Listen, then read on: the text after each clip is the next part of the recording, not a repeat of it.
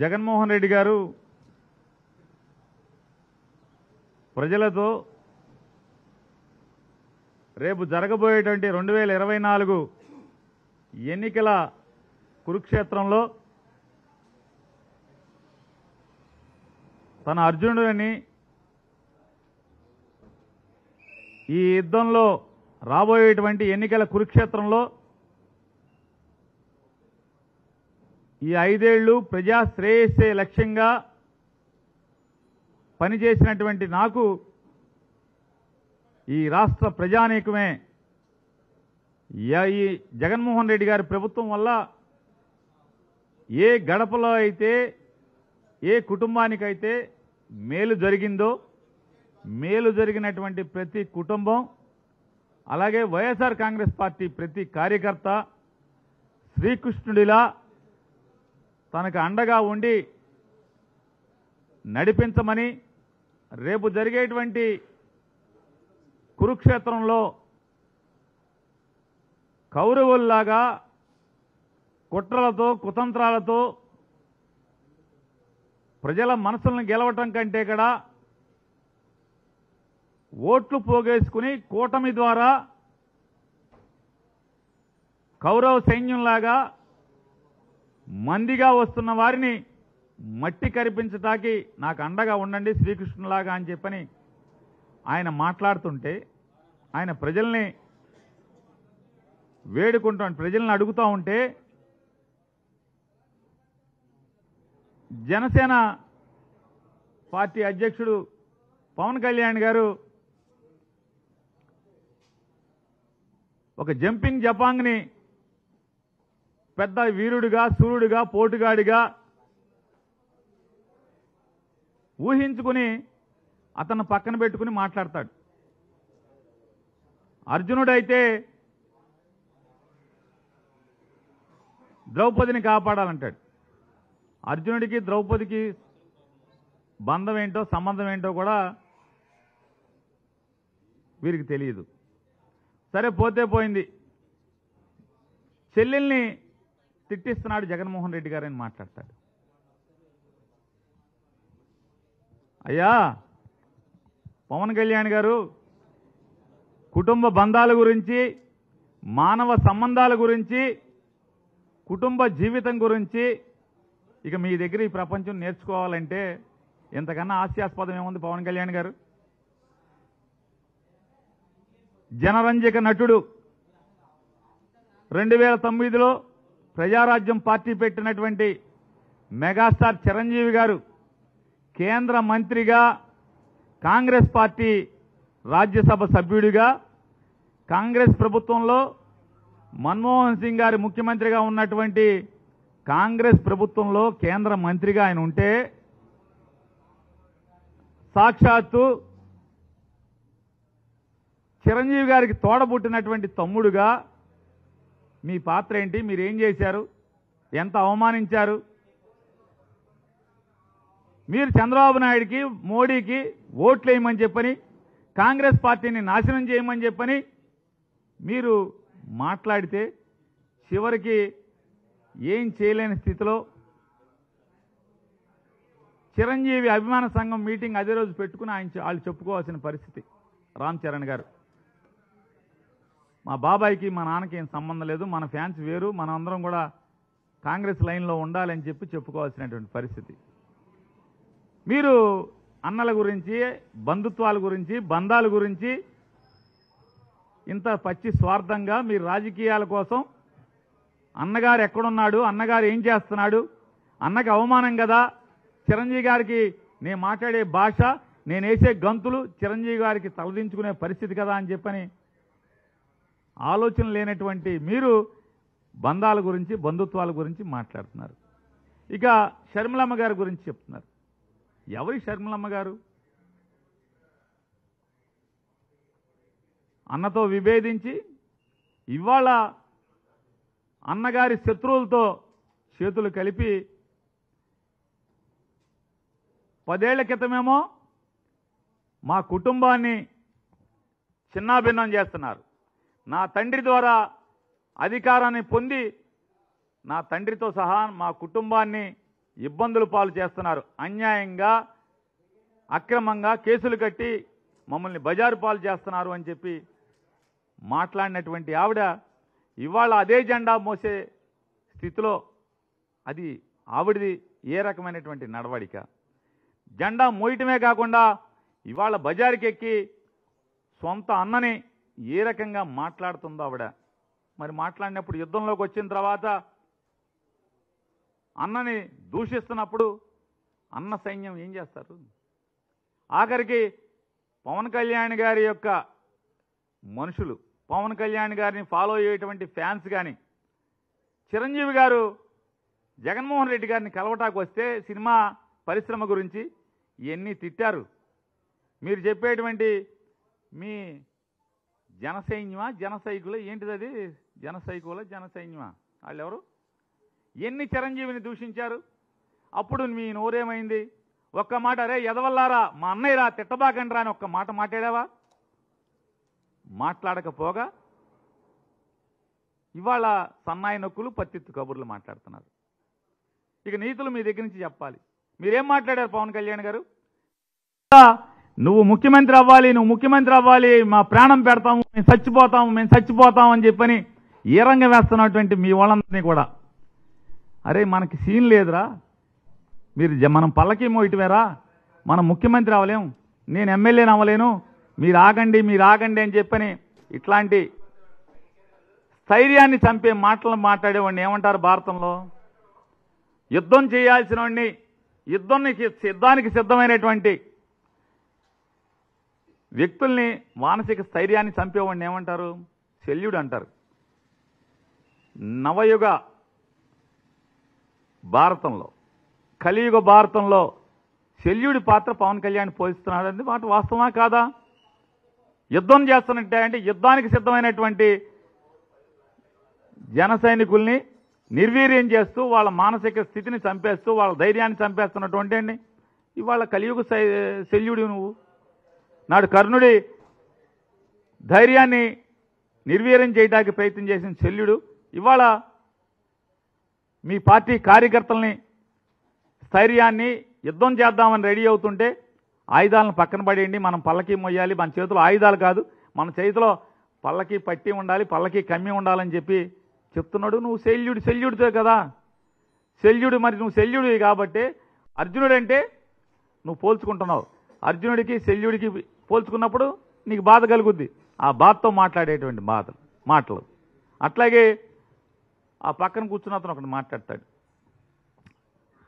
జగన్మోహన్ రెడ్డి గారి అన్ని అసత్యాలు మాట్లాడుతున్నాడు, అబద్ధాలు చెప్తాడు. ఆయన 2004 నుంచి 2009 దాకా 2019 నుంచి 2024 దాకా మొత్తం నాకు తెలుసు అంటున్నాడు. మరి అన్నీ తెలిసినాడు అసలు జగన్మోహన్ రెడ్డి దగ్గరికి ఎందుకు వచ్చావు? సిగ్గు శరం లేదా? ఎందుకు వచ్చావు? 2014లో జగన్మోహన్ రెడ్డి గారి సింబల్ మీద ఆయన ఫోటో పెట్టుకుని ఎందుకు ఓట్లు అడిగావు? గుంటూరులో అడుక్కున్నావు కదా, ఓట్లు అడుక్కోలేదా? 2019లో బందర్ వచ్చి ఎందుకు అడుక్కున్నావు? బందర్లో ఎందుకు పోటీ చేసావు వైఎస్ఆర్ కాంగ్రెస్ పార్టీ సింబల్ మీద? మరి జగన్మోహన్ రెడ్డి గారు ఇంత చెడ్డోడని నీకు తెలిస్తే మరి ఎందుకు పోటీ చేశావు? ఎందుకు వచ్చావు అని అడుగుతున్నాను. సిగ్గుండాలి కదా అన్నీ తెలిసి రావటానికి. సిద్ధం అంటే దేనికి సిద్ధం? జగన్మోహన్ రెడ్డి గారు మా బందర్ ఎంపీ సారు గారు, మీరు జగన్ సారు గారు అంటున్నారు కదా, నేను అడుగుతున్నాను సిద్ధం అంటే పారిపోవడానికి సిద్ధమా అని జగన్మోహన్ రెడ్డి గారు అంటున్నారు. పారిపోయే బతుకులు ఎవడి? పారిపోయే బతుకులు 2004లో మన బతుకెక్కడా? తెనాలిలో. తెనాలి నుంచి 2009కి నరసరావుపేట పారిపోయింది ఎవరు? 2009 నుంచి మళ్ళీ 2014 వచ్చేప్పటికి నరసరావుపేట నుంచి గుంటూరు పారిపోయినవాడు ఎవడు? 2019కి వచ్చేప్పటికి మళ్ళీ గుంటూరులో కాకుండా గుంటూరు నుంచి బందర్ పారిపోయినవాడు ఎవడు? పారిపోయే బతుకులు ఎవరి? జగన్మోహన్ రెడ్డియా పారిపోయి? ఎవడి పారిపోయే బతుకులు? ఇట్లాంటి వాళ్ళందరినీ పట్టుకుని నాడు రాజశేఖర రెడ్డి గారు లేకపోతే బతుకులేదు, చనిపోయిన రాజశేఖర రెడ్డి గారి గురించి, కేవీపీ రామచంద్రరావు గురించి సాయంత్రం 8 తర్వాత ఢిల్లీలో ఏం మాట్లాడుతున్నావో కేవీపీ రామచంద్రరావు గారికి తెలియదు అనుకుంటున్నావా? ఎంత అసహ్యంగా, జుగుప్సాకరంగా జగన్మోహన్ రెడ్డి గారి గురించి ఇవన్నీ మాట్లాడుతున్నావో ఎవరికి తెలియదు అనుకుంటావా? పవన్ కళ్యాణ్ గురించి ఏం మాట్లాడావో తెలీదా? 2023 జనవరి, ఫిబ్రవరి మాసాల్లో చంద్రబాబు దగ్గరికి కౌరు చేస్తే చంద్రబాబు ఇది మన స్కూల్ కాదురా బాబు, ఇది చాలా డేంజర్ కేసు, ఇది మనకొద్దు, పవన్ కళ్యాణ్కి తోసేయండి అని చెప్తే పవన్ కళ్యాణ్ గారి దగ్గరికి మార్చి, ఏప్రిల్ మాసాల్లో పవన్ కళ్యాణ్ గారి దగ్గరికి ఒక ప్రొడ్యూసర్తో హరీష్ శంకర్ మైత్రి మూవీస్ వాళ్ళ సినిమా షూటింగ్ జరుగుతుంటే ఆ షూటింగ్ దగ్గరికి కౌరు చేసిన మాట వాస్తవా కాదా? పవన్ కళ్యాణ్ చీకొట్టిన మాట వాస్తవా కాదా? తర్వాత చిరంజీవి గారి కాళ్ళు పట్టుకుని చిరంజీవి గారితో ఫోన్ చేసి పవన్ కళ్యాణ్కి జూన్ జూలై మాసంలో పవన్ కళ్యాణ్ గారి దగ్గరికి వెళ్ళిన మాట వాస్తవం కాదా? వెళ్ళి ఆ రోజు మాట్లాడుకోవడమే కాకుండా ఆఖరికి 2004-9 నుంచి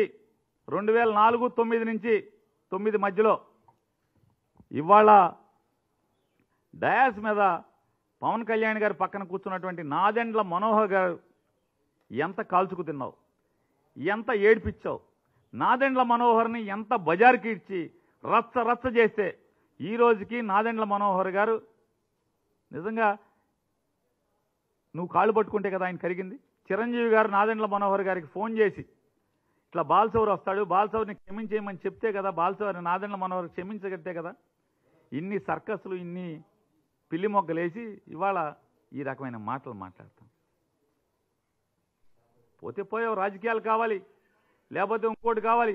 బందర్ ఏరియాలో కాపులు ఎక్కువ ఉన్నారు, నేను ఇక్కడైతే నాకు ఇబ్బంది అవుద్దేమో, ఎమ్మెల్యేలతో పెంటలు ఉన్నాయన్నీ కూడా, ఎమ్మెల్యేలతో తగులేని నియోజకవర్గం లేదు, ఇన్ని తగులు పెట్టుకుని ఇక్కడ నా వల్ల ఎడవలేనేమని చెప్పి వెళ్ళిపోవచ్చు, తప్పులేదు. మరి రాజకీయాల కోసం ఎంతోమంది గోడలు దూకుతున్నారు, పార్టీలు మారుతున్నారు, మారండి, ఎవడు ఆక్షేపణ లేదు ఇవాళ. ఎందుకంటే ఇది కలియుగం, కాలమంట చచ్చింది, పదవి కోసం ఎంత గడ్డైనా కలుస్తున్నారు మనుషులు. సరే కానివ్వండి, దాని గురించి ఇబ్బంది లేదు, తప్పు లేదు, ఎందుకంటే లోకమంట చచ్చింది కాబట్టి. కానీ అటుకెళ్ళి మాట్లాడతాం. ఈ భాష నిజంగా సిగ్గుశరం ఉన్నవాళ్ళైతే ఎవడైనా నాదెండ్ల మనోహర్ కాళ్ళు పట్టుకుంటారు ఎవడైనా? ఎంత ఏడిపించావు, ఎంత నాదెండ్ల మనోహర్ని, నాదెండ్ల మనోహర్ గారి శ్రీమతి గారిని ఎన్ని దుర్భాషలాడి, ఎన్ని మాటలు మాట్లాడి వెళ్ళి కాళ్ళు పట్టుకునే పరిస్థితి. ఇంక జగన్మోహన్ రెడ్డి గారి జీవితం అంతా తెలుసంట, లోపల తెలుసంట, బయట తెలుసంట, ఒంటి మీద మచ్చలు తెలుసంట, ఏం పుట్టు మచ్చలు తెలుసు. మరి ఇన్ని తెలిసినోడు ఎందుకు పోటీ చేయాలి? వైఎస్ఆర్ కాంగ్రెస్ పార్టీ మీద 2 సార్లు ఎందుకు పోటీ చేశారు? ఇవాళ కాదు రేపుడికి పవన్ కళ్యాణ్కి కూడా ఖచ్చితంగా ఏంటో తెలుస్తుంది. ఈ అరువు జుట్టు ఎట్టుకుని, జుట్టు కూడా మంద కాదు కదా, ఎవడో జుట్టు కదా, జుట్టుతో సహా అరువు జుట్టులు తెచ్చుకుని ఈ అరువు పార్టీలు, అరువులు. ఈయనంటే జగన్మోహన్ రెడ్డి గారికి చెప్పాడని రాజధాని ఇక్కడే ఉంచుతామని అంటే ఊరు తిరిగాంట. ఏ ఊరు బాబు? అసలు 7 నియోజకవర్గాల్లో ఈ అంతమ్మ ఎన్ని ఊళ్ళు ఉన్నాయో చెప్పగలవా? వచ్చి ఇక్కడ ఉంచుని గబగబా మీడియా ముందు పాఠమాప చెప్పు. ఎన్ని ఊళ్ళు ఉన్నాయి, ఏ ఊళ్ళో సర్పంచ్ ఎవడు, ఏ ఊళ్ళో ఎంపీటీసీ ఎవడు, ఏ ఊళ్ళో ఎంపీపీ ఎవడు, అసలు మా బందర్లో కార్పొరేటర్లు ఎవడు పోటీ చేశాడు, ఎవడు గెలిచాడు, ఎవరికైనా ఓటు అడిగామా? కాబట్టి గోడ దూకటం తప్పులేదు, పార్టీలు మారటం తప్పులేదు, పదవి కోసం ఏ గడ్డిగైనా కరగటం తప్పులేదు. కానీ ఈ రకంగా ఆశ్రమం ఇచ్చిన వాడిని, నీకు అర్హత ఇచ్చిన వాడిని, అధికారం ఇచ్చిన వాడిని ఈ రకంగా కించపరుస్తూ మాట్లాడటం. దేవుడు ఉన్నాడా జగన్మోహన్ రెడ్డి గారికి? దేవుడు మీ ఒక్కడికే, జగన్ సారు మీకు ఒక్కడికే దేవుడు ఉన్నాడా? మాట్లాడు. ఎంపీ సారు నీలాంటి వాడికి దేవుడు ఉంటాడా? ఇన్ని గోడలు దూకినోడికి, ఇంతమందిని వెన్నుపోటు పొడిచినోడికి, ఇంతమందిని మోసం చేసినోడికి ఎవడైనా సాధారణంగా ఏం చెప్తారంటే, ఒక చోట నుంచి ఒక అధికారి ట్రాన్స్ఫర్ అయ్యాడు, లేదే మనం ఒక ఊరు నుంచి ఒక ఊరికి మారాం, ఒక పేట నుంచి ఒక ఊరికి మారాం, అద్దెంట్లోకి మారాం. ఏం చెప్తారు? ఏమంటే కావాలంటే పలానా బజార్లో మేము ఉండొచ్చామండి, ఆయన ఒకసారి అక్కడ ఆ బజార్లో ఒకసారి నా గురించి ఎంక్వైరీ చేయండి అని చెప్తాం ఎవరైనా. ఒక్కసారి తెనాలిలో లేదా ఒక్కసారి నరసరావుపేటలో, ఒక్కసారి గుంటూరులో, రేపు బందర్లో ఎంక్వైరీ చేసుకుంటే తెలుస్తుంది ఎవరెవరేంటనేది. ఇవాళ పవన్ కళ్యాణ్ గారికి ఒకటే చెప్తున్నాం, అన్నని అవమానపరిచిన, మానవ సంబంధాలకు విలువ ఇవ్వనటువంటి పవన్ కళ్యాణ్ గారు, అన్నని అవమానించే పరిస్థితుల్లో రాజకీయాలు నడిపినటువంటి మీరు, అన్నగారు ఒక రాష్ట్ర ముఖ్యమంత్రి దగ్గరికి సినీ పరిశ్రమ గురించి చర్చలు జరపడానికి వచ్చినప్పుడు వచ్చిన మనిషి గురించి మీ ఫ్యాన్స్ అందరూ కూడా దుర్భాషలాడితే ఏం మాట్లాడారు? మీరు మాట్లాడే భాష ఏంటి? ఇవాళ మీరు చెప్పే సూక్తులేంటి? ఇవాళ తల్లిని తిట్టినటువంటి, తల్లిని దూషించినటువంటి పార్టీ పల్లకి మోస్తున్నటువంటి మీరు, అలాగే అన్నని దూషించేటువంటి, శత్రువులతో చేతులు కలిపి అన్నని దూషిస్తున్నటువంటి షర్మిల గారు, మీ ఇద్దరూ కలిసి ఇవాళ అర్జునుడు అంటే తప్పు మాట్లాడే పరిస్థితులుంటే 100కి 100% చెప్తున్నాం. ఇది కలియుగం. భారతంలో ఏ రకంగా అయితే ఉందో ఇవాళ భారత రామాయణాలని పిల్లలకి ఎందుకు బోధిస్తారు?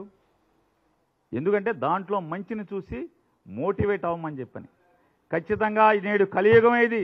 ఈ కలియుగంలో కూడా ఈ మీలాంటి చంద్రబాబు నాయుడు, లోకేష్, పవన్ కళ్యాణ్, కాంగ్రెస్ పార్టీ, సోనియా గాంధీ, అలాగే సిపిఐ పార్టీ, అలాగే ఇట్లాంటి జగన్మోహన్ రెడ్డి గారిని వ్యతిరేకించేటువంటి శక్తులన్నీ కూడా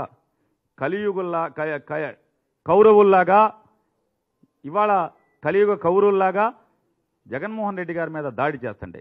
100కి 100% ఇది పెత్తందారులకి పేదలకి మధ్య జరగబోతున్నటువంటి ఈ కలియుగ యుద్ధంలో 100కి 100% మీరు ఒప్పుకున్నా ఒప్పుకోకపోయినా జగన్మోహన్ రెడ్డి గారి అర్జునుడి పాత్రే, ఈ రాష్ట్ర ప్రజలది, వైఎస్ఆర్ కాంగ్రెస్ పార్టీ కార్యకర్తలది, వారిది శ్రీకృష్ణుని పాత్రే అని చెప్పని మరొకసారి మీకు చెప్తున్నాం.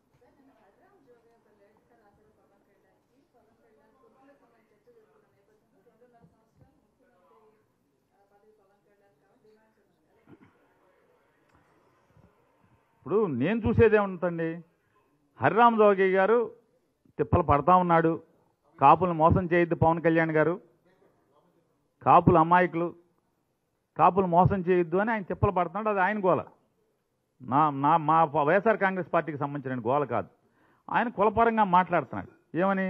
నువ్వు కాపుల్ని పోగేసి చంద్రబాబుకి తాకట్టు పెట్టద్దు, చంద్రబాబు పల్లకి మోయించద్దు, గెలుస్తామో ఓడతామో మన కులానికి కూడా, కమ్మారికి రెడ్లకి ఎట్ట అయితే ముఖ్యమంత్రి చేశారో మన కులానికి కూడా ముఖ్యమంత్రి ఉండాలి అని చెప్పని అతను ఆకాంక్షిస్తున్నట్టున్నాడు.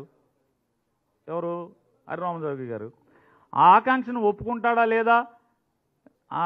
లేదు, నాకు పల్లకి మోయటమే నాకు అలవాటైన వ్యవహారం, నా కుర్చీలో కూర్చునేటువంటి అర్హత, ఆకాంక్షలు లేవు అని చెప్తాడా? వాళ్ళిద్దరూ చూసుకోవాల్సిన అంశం. ఇందులో మీరు నేను మాట్లాడటానికి ఏముంటుంది?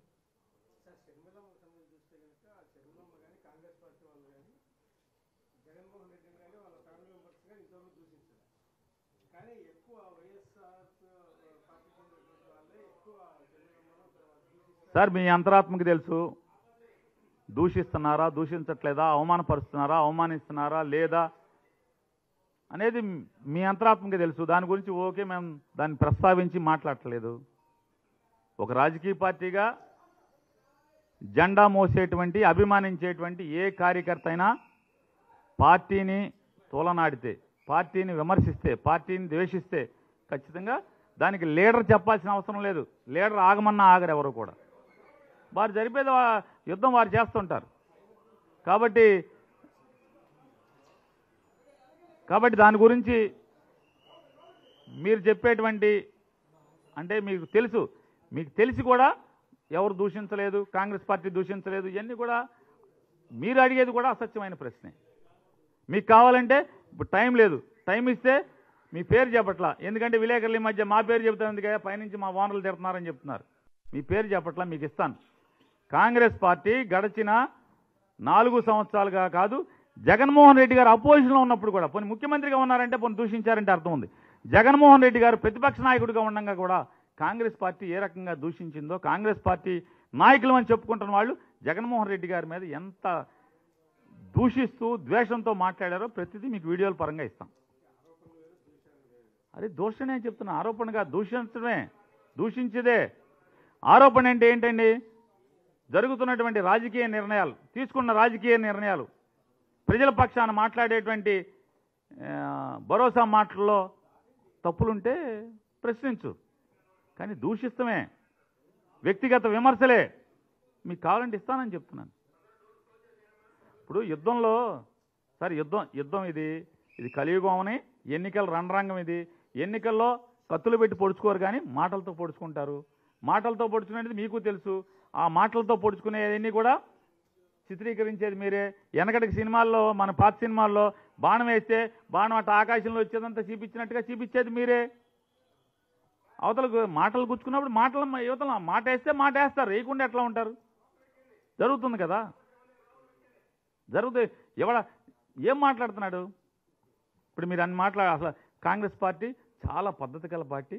వాళ్ళు చాలామంది ప్రవచనాలు చెప్పినట్టు, స్వామీజీలు ప్రవచనాలు చెప్పినట్టు, లేకపోతే మసీదుల్లో గురువులు చెప్పినట్టు, లేకపోతే చర్చిల్లో బిషప్ గారు చెప్పినట్టు ప్రవచనాలే మాత్రమే మాట్లాడతారు కాంగ్రెస్ పార్టీ అంటే మాట్లాడుతున్నారు మీరు. మీకు ఇస్తానన్న క్యారెక్టర్ని అసాసినేట్ చేస్తూ, వ్యక్తిత్వ హననాన్ని చేస్తూ వారు మాట్లాడినటువంటి పోనీ ముఖ్యమంత్రిగా ఉన్నప్పుడు మాట్లాడారంటే ద్వేషంతో మాట్లాడారు అనుకుందాం. రాజకీయాన్ని తట్టుకోలేక జగన్మోహన్ రెడ్డి గారు జనాన్ని గుండెల్లో ఉన్న స్థానాన్ని చూసి తట్టుకోలేక తిట్టారంటే అర్థం ఉంది. ప్రతిపక్ష నాయకుడిగా ఉండగా కూడా తోలనాటినటువంటి విమర్శించినటువంటి కాబట్టి వీడియోలు ఇస్తాను మీకు. ఇకపోతే చంద్రబాబు నాయుడు గారు పాపం నిన్న ఆయన మాట్లాడతాడు. మచిలీపట్నంలో ఒక పేరుని నాని ఉన్నాడు. ఆ పేరుని నాని ఓట్లలో అందరికీ వడ్డిస్తున్నాడు. వడ్డించి సర్వర్గా ఆయన మారిపోయాడు. జగన్మోహన్ రెడ్డి గారి ప్రభుత్వం మిమ్మల్ని అందరినీ కూడా ఓట్లలో సర్వర్లు చేస్తాం అని చెప్తున్నారు. నేను ముఖ్యమంత్రి అయితే మేమందరికీ ఐటీ ఉద్యోగాలు ఇస్తానని మాట్లాడుతున్నాడు. అంటే వయసు మీద పడిపోయి మతి చెడించిందా చంద్రబాబు నాయుడికి? మైండ్ ఏమైనా చెడిందా? ఒకసారి డాక్టర్లు చూపించుకోవాల్సిన పరిస్థితి. పేరుని నాని అనేవాడు ఎమ్మెల్యే ఉద్యోగం చేస్తూ ఎమ్మెల్యేగా తన పార్టీ అంటే తన కోసం అహర్నిశలు కష్టపడుతున్నటువంటి వైఎస్ఆర్ కాంగ్రెస్ పార్టీ కుటుంబ సభ్యులందరినీ కూడా ఒక సభకు తీసుకెళ్తూ, మా నాయకుడు ప్రసంగించే సభకు తీసుకెళ్తూ వారికి భోజనం పెట్టేటువంటి కార్యక్రమం. వారికి గబాలన ఒక్కసారి ఒక హోటల్లోకి వెళ్ళి 130 మంది ఒకసారి మేము 4 బస్సుల్లో వెళ్ళి కూర్చుంటే నాతో పాటు ఉన్నటువంటి వాళ్ళ గబాలన సర్వర్లు ఎక్కడ ఉంటారు హోటల్లో? దాన్ని కార్యకర్తల్లో మమేకమై కార్యకర్తలకు భోజనం పెడతాం. మీ దృష్టిలో నేను సర్వర్ ఉద్యోగం అంటే మీకు కార్యకర్తలంటే అంత విలువ ఉంది మీకు. తెలుగుదేశం పార్టీలో చంద్రబాబు నాయుడు దృష్టిలో కార్యకర్తలకు అన్నం పెడతామంటే సర్వర్ కింద. అంటే సర్వర్ అంటే ఎంత పెత్తందారీ మనస్తత్వం అంటే మీరు చౌదరి గారు అని చెప్పి, మీరు కమ్మారని చెప్పని, మీరు బాగా ఎన్టీ రామారావు గారు అల్లుడు అని చెప్పి, ఖర్జూర నాయుడు కొడుకు అని చెప్పి మీ పెత్తందారీ మనస్తత్వం. సర్వర్లు అంటే చిన్నోళ్ళ? సర్వర్లు ఓట్లు కావాలి, మాట మాడితే సర్వర్లు. సర్వర్లు వ్యక్తిత్వం లేదా? సర్వర్లు మనుషులు కాదా? వాళ్ళ కుటుంబాలు లేవా? నేను సర్వరే అనుకో, నేను సర్వర్నే. తప్పేంటి? నీ జేబు కొడితే తప్పు, దొంగతనాలు చేస్తే తప్పు. సర్వర్ నా ఒళ్ళోంచి కష్టపడి సర్వర్ అయితే తప్పేంటి? అంటే ఎంత పెత్తందారీ మనస్తత్వం, బూర్జువా మనస్తత్వం, ఎంత కులహంకారం. పేదోడంటే ఎంత చిన్న చూపు. అందుకే జగన్మోహన్ రెడ్డి గారు చెప్తున్నాడు, ఇదిగో ఇది చంద్రబాబు నాయుడు, ఇది పవన్ కళ్యాణ్, వీళ్ళు పేదలకు వ్యతిరేకం, పెత్తందారీ మనస్తత్వం ఇది. అందుకే పెత్తందారులతో మన పోరాటం, పేదలకు అండగా పెత్తందారులకి వ్యతిరేకంగా మన పోరాటం అని చెప్పాడు. చూడు ఎంత చిన్న చూపు చంద్రబాబు నాయుడికి సర్వర్లు అంటే సాఫ్ట్వేర్ ఉద్యోగం అయితే ఆడు చేసేదేంటి? అక్కడికి వెళ్ళి సాఫ్ట్వేర్ ఉద్యోగంలో చేసేదేంటి? కొట్టి చాకరీ కాదా, వెట్టి చాకరీ కాదా సాఫ్ట్వేర్ ఉద్యోగం చేసేది? పని గంటలు ఉంటాయా? అర్ధరాత్రి అపరాత్రి తెల్లవారులు ఎప్పుడు పడితే అప్పుడు పని చేయించుకోరా? అక్కడ ఏమన్నా ఓనర్ ఏంటి? ఏమన్నా అక్కడ జీతానికే కదా పని చేసేది? సర్వర్ ఇక్కడ జీతానికే పని చేస్తున్నాడు. సర్వర్ అయితే తప్పేంటి? అంటే ఇది చంద్రబాబు నాయుడు యొక్క భూస్వామ్య పెత్తందారీ మనస్తత్వం. అంటే ఎంత చిన్న చూపు, చిన్న ఉద్యోగస్తులంటే, అంటే ఒక సర్వర్లు అంటే, చిన్న చిన్న వర్కర్లు అంటే వీళ్ళకి చిన్న చూపు.